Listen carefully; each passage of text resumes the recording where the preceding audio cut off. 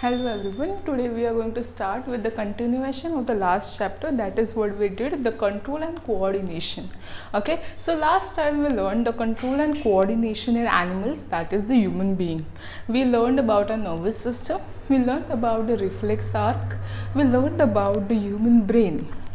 Now the things that we are going to learn here is a small part of control and coordination in plants, followed up by hormones in plants as well as in human beings or animals. So let us begin with control and coordination in plants. Now if I talk about control and coordination in plants, the very first thing what we will take is a simple example. Okay, so here I would like to take the example which is clearly given to you all in the textbook, that is the example of mimosa, or what we call it as touch me not. Okay, as a child or maybe even you all, okay, whenever you all like we go to some place which has too much of greenery in this, you find some venated type leaf like structure. Okay, so if I draw with small leaves, okay, now this small leaves, the plant is present in such a way that even with the slightest touch, okay, these leaves are sensible or sensitive to touch, not sensible, I'm sorry, sensitive to touch, and with the slightest touch these leaves tends to fold. Okay, and then we is to observe like it is to fold for a certain amount of time and then again it is to reopen. Okay, our activity as a child used to be like touching it every now and then so that it folds and reopen, folds and reopen. So why does this thing happen? Okay, there is the sensitivity present in the leaves which is asking the leaves, in fact it is a kind of mechanism which is present in us as well. Supposingly if someone elder to you comes to you with some or the other kind of thing in his hand to hit you or maybe to beat you, the very first thing what our body does is it contracts in such a way, it positions ourselves in such a way that we are at the right place to defend, because it is proven that the same beating or the same hitting done to a sensitive organs is has a more amount of damage than to the not so sensitive organ.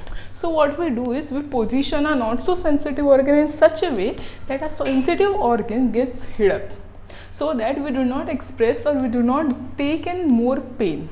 So similarly the plants has this certain kind of mechanism wherein upon touching it feels or it gets a emotion of danger, and when it gets the emotion of danger, when it feels that it is in danger, what it does, it closes its leaves.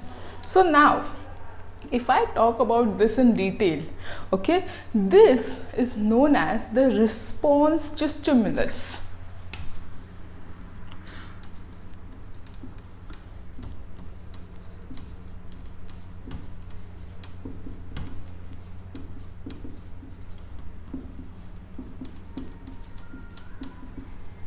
Okay, response to stimulus.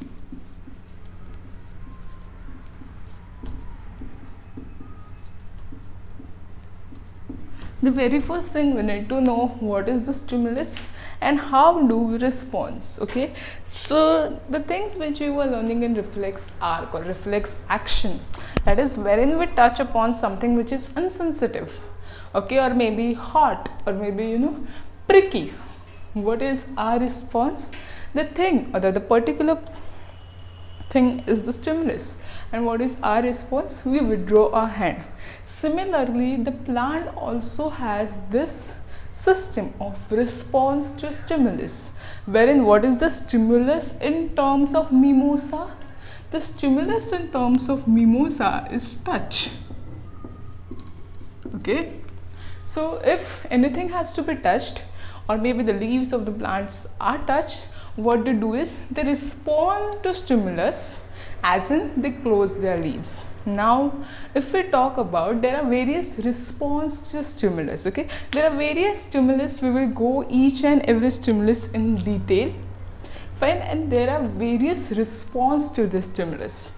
So if I talk about, this was the response to touch.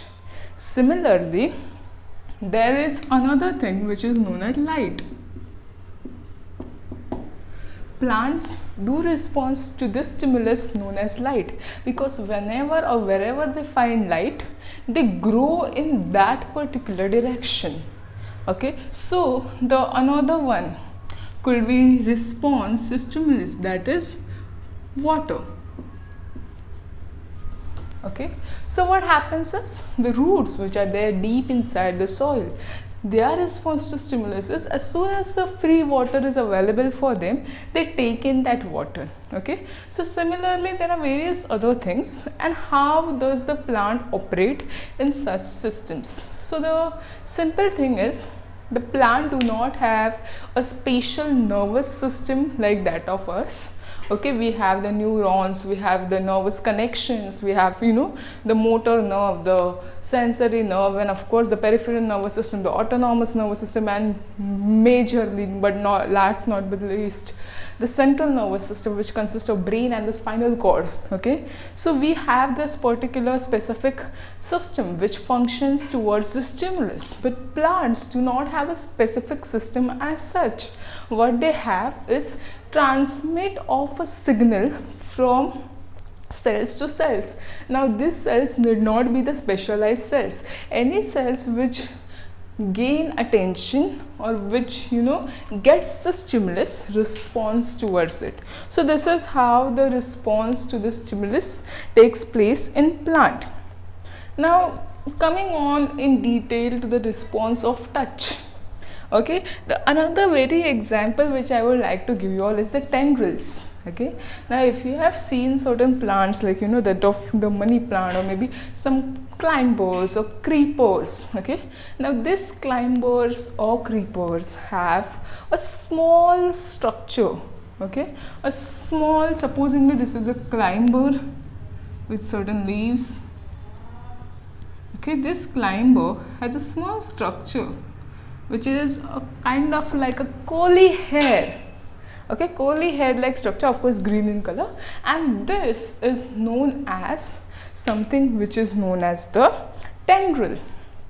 Okay, so now this tendril, what happens is, whenever it gets a surface, maybe another plant, maybe a pole, etc., what it does is, it responds to the stimulus of touch. And what happens is, it coils itself along with the plant to that of the stem or to that of the pole. You all have seen many such climbers or creepers, especially the climbers. The climbers climb themselves upon a support. Unless and until they don't get a support, they won't climb. This is majorly or vastly seen wherein there are cultivations. Okay, the grape vineyards, or maybe the cultivation of cucumber and all these gourds, okay, the watermelon and etc., the melons, the gourds, they are all kind of climbers and creepers. So you will find this stimulus to touch. Okay, now this thing what I was explaining, the stimulus to touch, okay, and the growth that is happening because of the stimulus to touch is known as the movement due to growth.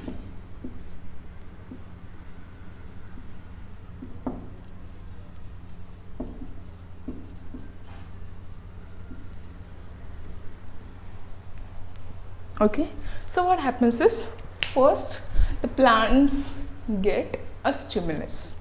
After getting a stimulus, they grow in that particular direction. Okay, now in mimosa the response was something else. Similarly, in pitcher plants or maybe a Venus flytrap, the response might be something else, that is closing of their respective leads, or maybe when an insect is trapped, they might, end up closing into it. So the same thing is not in general when we talk about movements due to growth. Okay, so if I talk about movements due to growth, growth is a certain natural phenomenon which takes place in every plant as well as the human body. And growth is why or how, which we saw in the life processes, the growth is why we define ourselves. If it would haven't been growth, it would come as dwarfism. We of course will learn that dwarfism and gigantism or gigantism and the further thing, but this happens due to movement of growth. Okay, so this is one of the example. Now if I talk about the growth, it is kind of directional. Okay,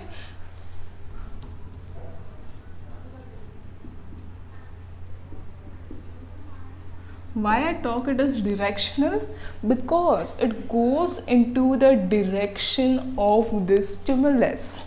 So there's a simple example which I would like to share you all is when you usually pot plants in the balcony. Okay, what you observe is all the plants which are potted in the balcony tends to move their stems towards outside, that is towards the sun. Okay, so similarly the movement of growth is directional. It may be towards itself or it may be away from itself.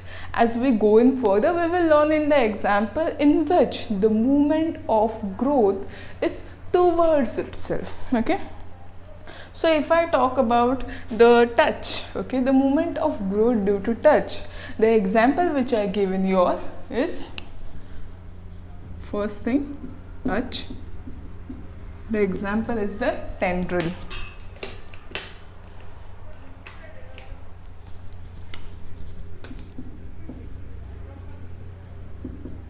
Okay, supposedly if I talk about light, okay, the second thing, okay, it can be a way, wait, I'll explain you, and I take in consideration darkness as well. Okay, so the light is a stimulus, at the same time the darkness is also a stimulus. I'll tell you how. When a plant get enough of light, you all will learn that there are 4 plant hormones, okay, out of which the light, when the light is provided, the opposite part of the plant which does not have that hormone, we will learn that in detail of course, but then that bends towards the light. So when the movement is towards the light, the stem of the plant,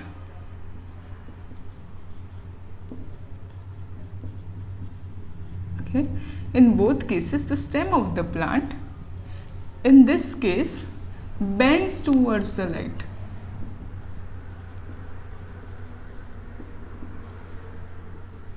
Okay, but in the case of darkness, the stem of the plant will bend away from the dark.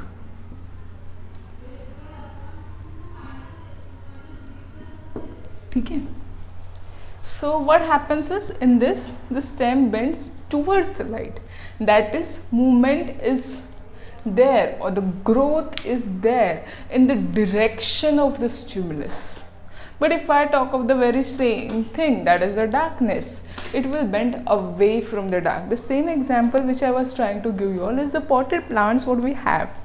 Okay, so this is one thing. Now we will come on to something which is third thing, maybe due to gravity. Okay, what happens to the plant due to gravity? Stimulus is gravity. How does the plant respond to that stimulus towards gravity, and what are the movements due to growth towards gravity? Okay, so towards gravity, the root of the plants root will go towards gravity, while the stem of the plant goes away from the gravity. Okay, so now if you look into a plant, and you know everything on the earth experiences a gravitational pull. So if I talk about the plant, you see the more the gravitational pull, of course it is uniformly divided, but you know the roots move towards the gravity, that is it gets pulled into the soil, but the stem of the plant move away from the gravity. Okay, so that is it gets away from the soil. Okay, so now as mentioned in your book, I would like to emphasize one more thing. The movement due to the gravity and the growth occur is known as geotropism. Geo means earth, and what does earth possess? Gravity. Okay, the movement, you all might not have this in the book, but I am telling you all, movement because of the light is known as the thigmotropism. Okay, it may be towards the light, it may be away from the darkness. Okay, it may be towards the gravity, it may be away from the gravity. Okay, if it is towards the gravity, it is positive geotropism because it is towards itself. It is away from the gravity, it is negative geotropism, because why? It is away from the gravity. Now you know you all have such many more things. The other one is hydrotropism. Okay, the fourth one which I can call upon, I'm sorry, I need to change the marker. Hydrotropism.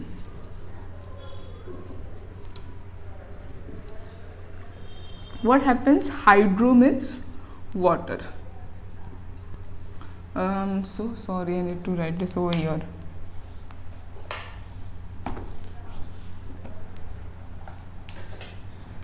Okay, so in search of water,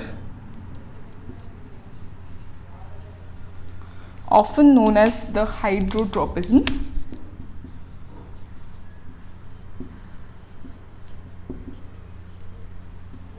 okay, now whole of the roots, okay, or maybe let's not talk about stem because it is a different process and there are various other forces, of course, root pressure, transpiration, what we all have learned. But then if we talk about roots, okay, it moves in the direction of water. Okay, it is directional to the response of the stimulus, and the stimulus is water, and the root moves into the direction of the water, and therefore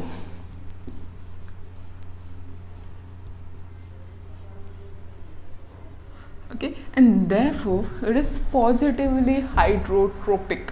That means it is the movement is occurring due to this stimulus. I'm so sorry. And then last comes the chemotropism. If I talk about chemotropism,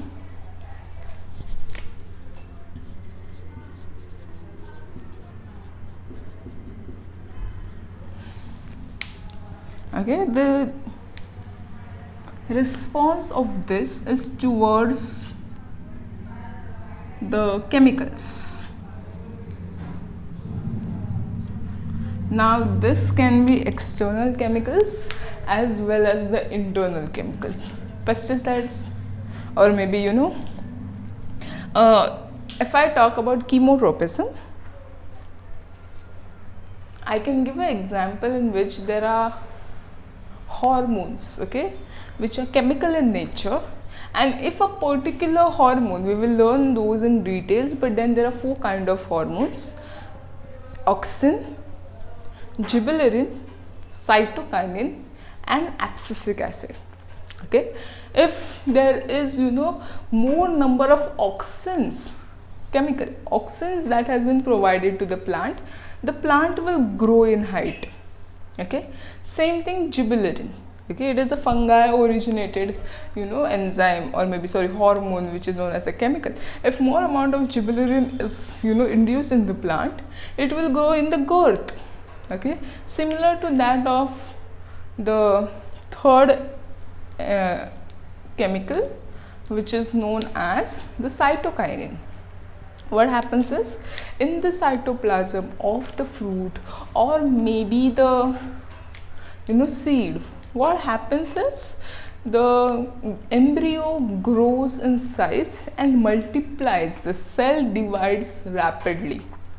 So this is the, you know, chemical which, you know, in their action they give positive chemotropism. But if I talk about abscisic acid, the inducement of abscisic acid will leads to stunt of the growth. We will learn this in detail in, you know, the next thing. So now if I talk about, okay, the touch and the impulses. The impulses and the touch are very, you know, prominent in human beings and as well as in animals. They are, you know, very quick in their action, very fast in their actions, but this is not the case in terms of plants. Plants also are sensitive to touch, but what happens is they show their reaction in a certain way. Supposingly, if you go on plucking the leaves, okay, of any plant, what it will do is it will release a white sticky substance which is not very good in nature. The other thing what it will do is it will give some kind of weird smell. Okay, it's not always weird. Some smells we are used to it, some smells we do find it's, you know, kind of foul. Those are the plant's mechanism in order to tackle those situations.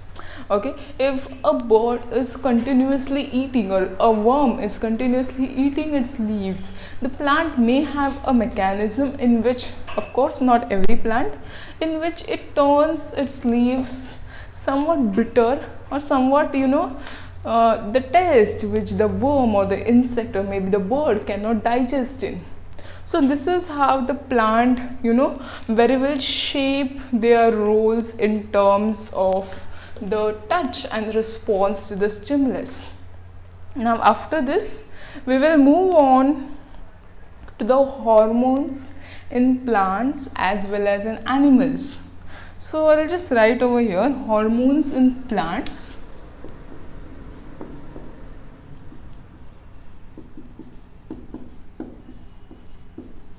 So if I talk about the hormones in plants, okay, as I mentioned earlier, there are 4 types of hormones. One is auxin, the second one is gibberellin,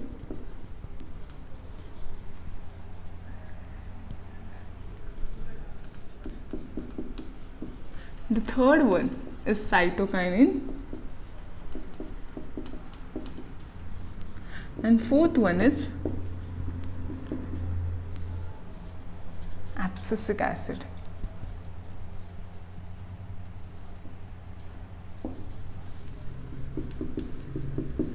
Okay, now I'll in short explain you all what are the different roles of these hormones, how do this hormone work. So first let us emphasize on the hormone known as auxin.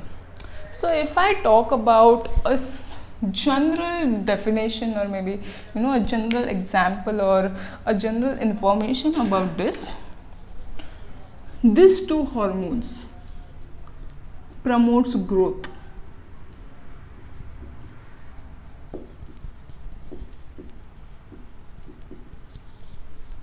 This hormone promotes cell division.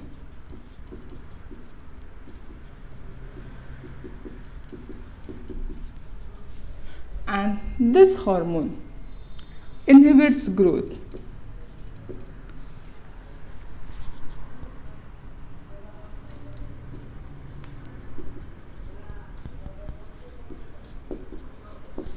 Okay, so if I talk about the very first 2 hormones, I'll talk about auxins, I'll talk about gibberellins. The paragraph in your textbook is very, you know, brief and sound, but I'll just add on few points which I feel like, you know, knowing, like you all should know that. The first thing, auxins, they are present in the stem as well as in the root. Okay, so if I talk about, you know, the meristematic tissue or maybe the stem and the root, if I talk about a simple apex of anything, maybe a root or maybe a stem, it has nodes, it has, you know, antinodes. Okay, it has apex. Now the hormone auxin is present at the side, okay, of this particular stem or maybe the plant. And what happens is, whenever there is a light incidented on the plant, okay, the plant tends to bend. Okay, supposedly there is a source of light over here. The plant tends to bend towards the light. So what happens is, in this position the growth is more, of course, and in this position the growth remains, you know, less developed. So the auxin, actually being a dark hormone, will be produced more on this side, and the growth will be occur on the opposite side. So directly or indirectly, what you all need to know is auxin helps in growing of the plant.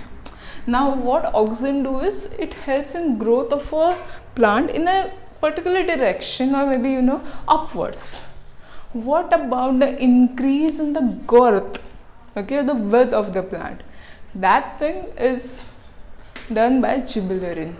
Okay, it is present in, you know, maybe the nodes or the internodes, basically on nodes. And what happens is, gibberellin divides in such a way that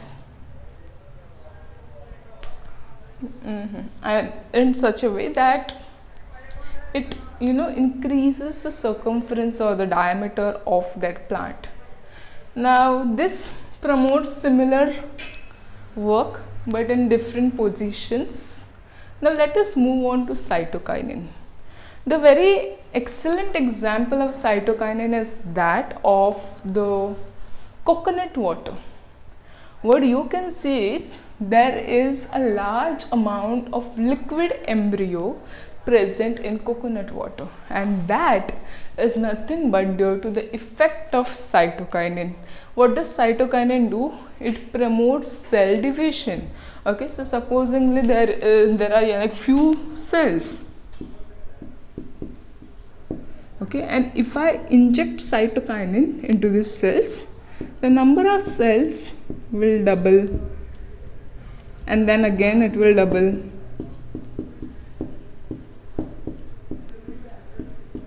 So similar, this moves on. 4 becomes 8, 8 becomes 16, etc.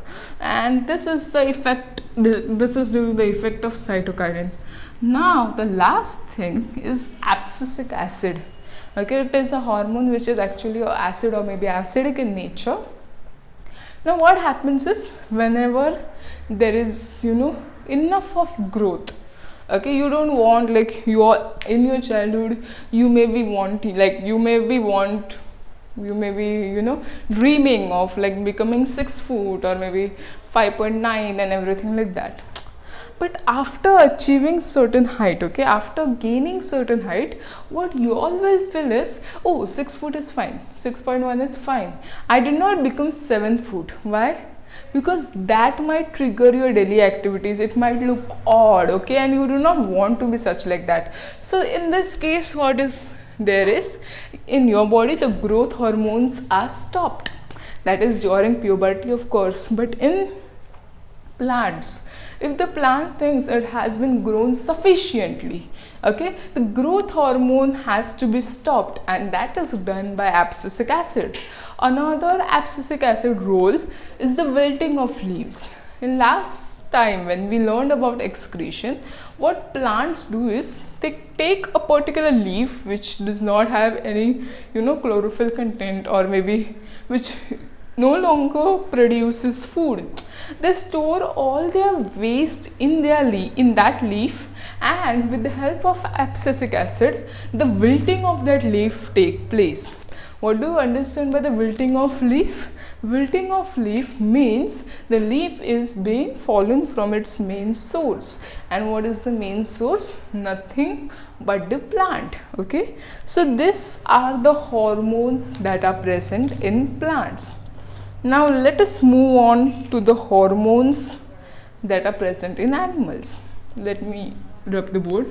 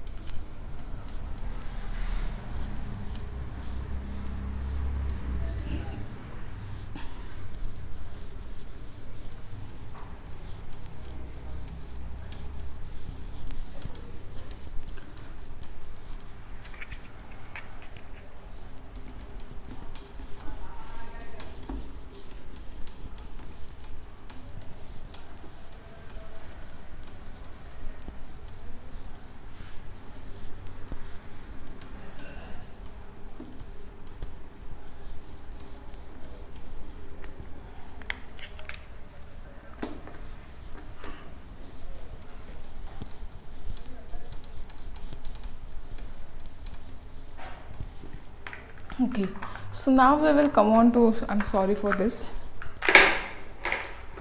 Now we will come on to hormones in animals. Okay, so the very first thing, hormones in animals.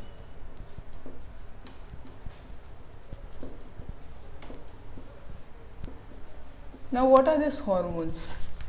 Okay, I'll tell you what are hormones, I'll tell you how do they work, and I'll tell you why it is necessary to have hormones. Similar to that of electrical impulses, which leads to the chemical, let out maybe a message, and then acting your body in that way. So similarly, there are certain chemicals which are built in our body as that of those which are built in the plant's body. Okay, and now this chemical, what do? They do or they provide certain help. Okay, so the very first thing which you all should understand is, why do this chemical provide certain help? So of course, if I take off a scenario wherein there is a tiger pouncing behind the deer, what will happen is it will get frightened, it will get maybe so much of upset that it will start to run faster.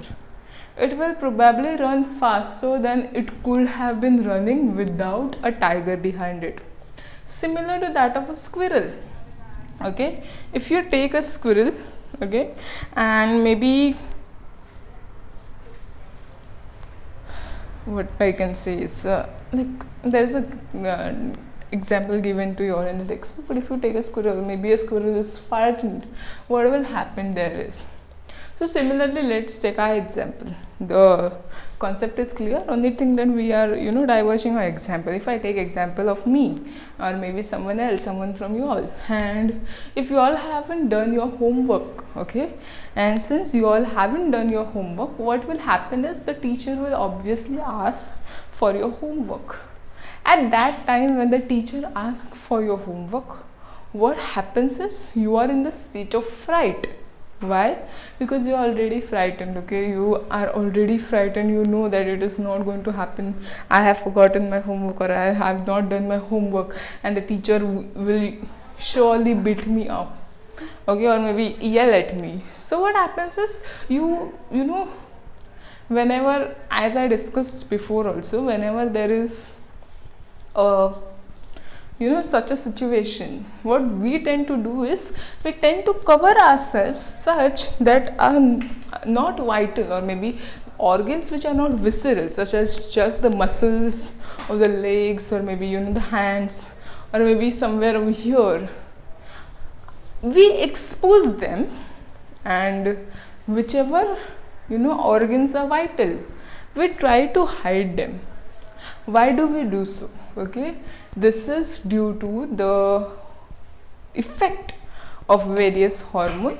Now if I take this example, when you are frightened, what will happen is, there is a hormone known as adrenaline. Okay, this adrenaline hormone, okay, and whenever this is activated, it is known as adrenaline rush. ADRE.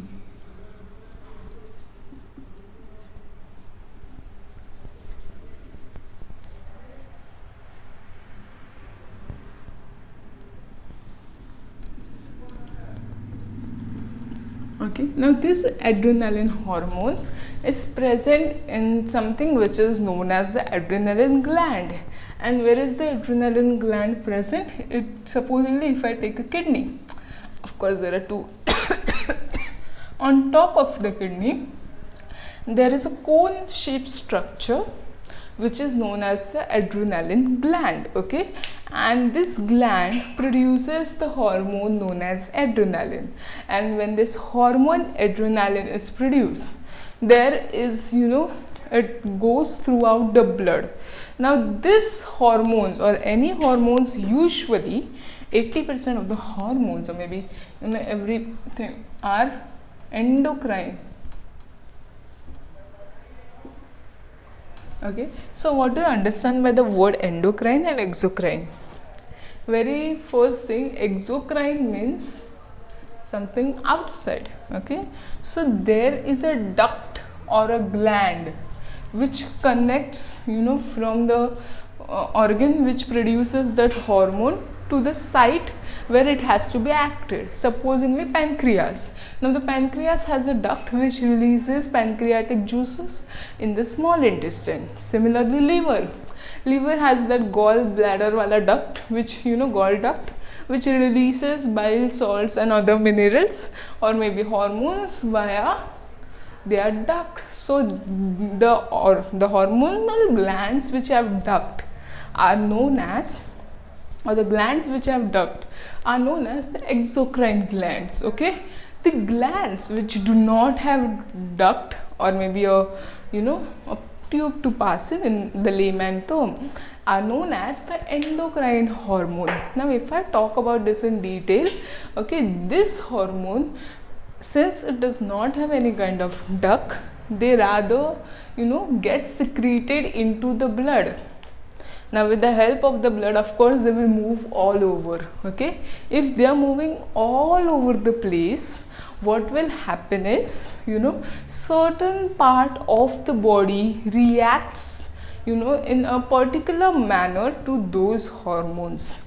Similarly to the example which I explained you all, certain parts of the body, supposing the diaphragm, the muscles of the stomach, or maybe the digestive system, or everything, it will contract in such a way that your not so visceral part is exposed. Okay, so this happens when there is a fright or flight.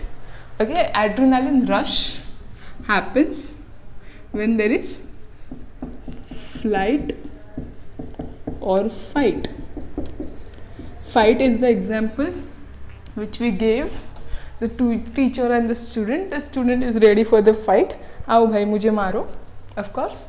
And the flight, in which the deer is ready to run faster than it could. Okay, so this is the maybe an example of how the glands perform, or maybe how hormones perform in our body, and how are they ductless, how are these chemicals transferred along into the blood, and how they reach every part of the body, and how does the body react. Okay, so now we have a certain list of hormones. Okay, now if I talk about right from the brain, maybe to every part of the body, let's come on to this part of the body.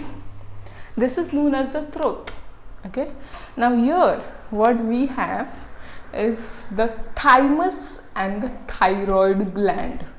Okay, so what happens is the thyroid gland, there are various ads of salts in which they ask now the salt, does it contain iodine? Not that आपके toothpicks में नमक है क्या, it is, does your salt contain iodine? Do you require or do you get the required amount of iodine which you are supposed to get? In certain circumstances or in such situation, what happens is the iodine is required by the thyroid gland, and it is very easy to locate your thyroid gland. By the way, you turn upwards. I'm a little stud, so it might be difficult in me, but if a normal person turn upwards and swallow, you can see a butterfly shaped gland. Okay,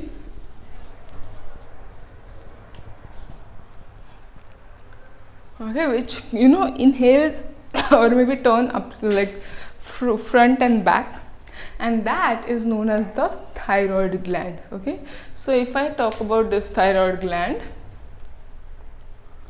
it requires, it is present over here, it is a small gland which requires iodine to produce thyroxine.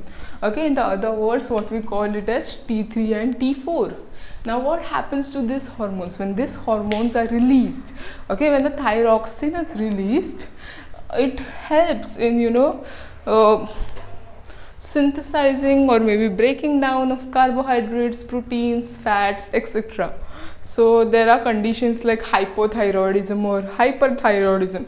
The person with hyperthyroidism, what happens is it tends to stay slim because excess of release of thyroid gland, and the metabolism is too fast and everything.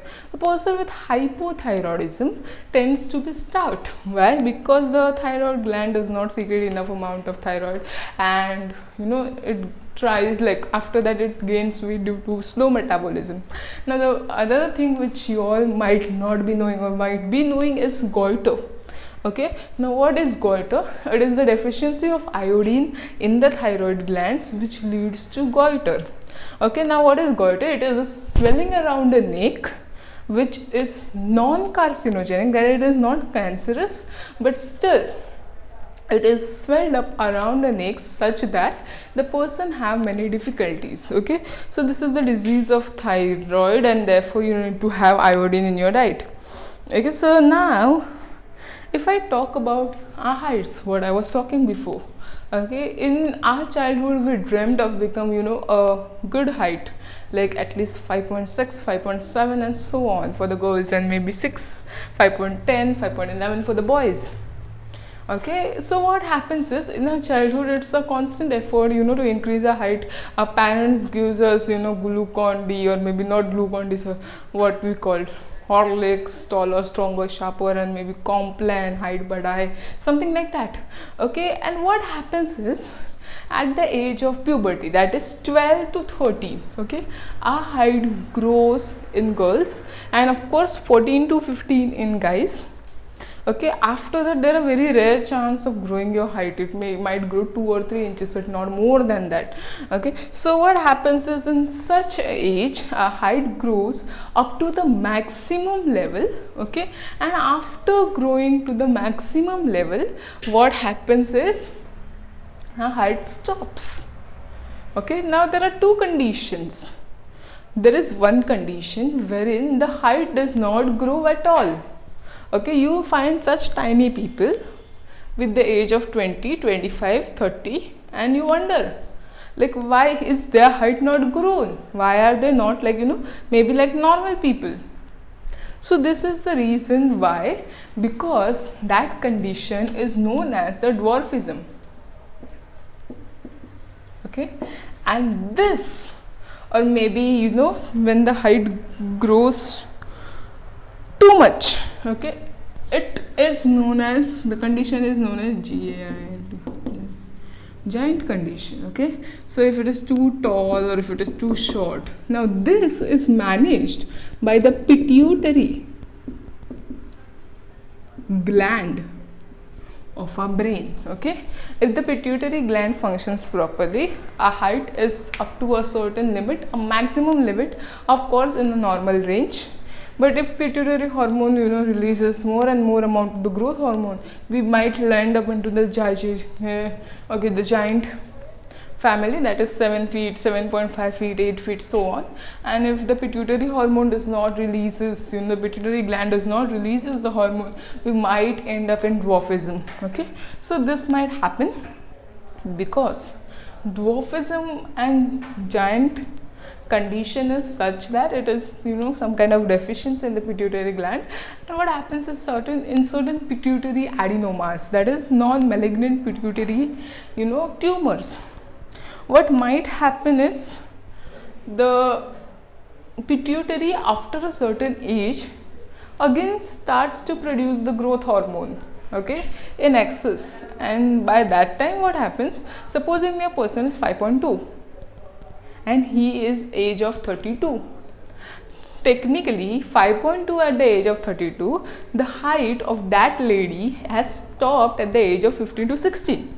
But since she got this rare condition of dysfunction of the pituitary gland, the growth hormone begins to rise, and she suddenly becomes 5.7.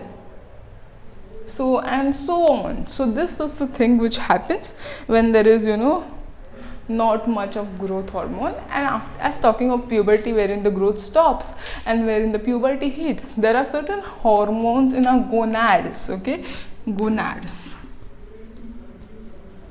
hormones in gonads. Okay, and now these hormones in gonads, testosterone in male and estrogen in female. Okay, now what happens is testosterone is present in male, estrogen is present in female. Okay, testosterone is released by the testis, estrogen is released by the ovary. Okay, so what happens here is the ovary releases the female hormone estrogen, which helps in menstrual cycle, and the testis releases the testosterone hormones in male, which releases the sperm cycle. Now these are the primary sexual characteristics. Along with that, you find more other secondary sexual characteristics like growth of height, growth of the whole male voice, and then maybe broader shoulders, hair in certain part of your area, like hair, mustache, the beard and everything. These are the effects of testosterone. Okay, now the estrogen will affect ladies in other way, the hair growth, maybe the chest growth, and maybe the widening of the pelvic girdle. So this is what happens when the estrogen takes place, and everything of this happens in puberty. So the last thing which I would like to discuss with you all in this is, till now we were discussing about the endocrine hormones. We can discuss a little of it with a gland which is exocrine as well as endocrine. Pancreas are both exocrine and endocrine in nature, but the exocrine gland is directly attached to the digestive system, while the endocrine gland releases a hormone, a very important hormone known as the insulin.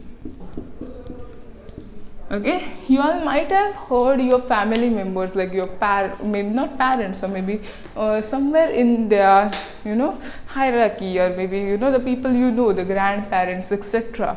They might be suffering from type 2 diabetes. Okay, and type 2 diabetes is known as diabetes mellitus. Okay, now this diabetes mellitus, what it does is, in this condition the pancreas does not produce insulin. Okay, if the pancreas does not produce insulin, what will happen is the insulin is needed for breakdown of complex sugar into simple sugars, and simple sugar for what? To gain energy.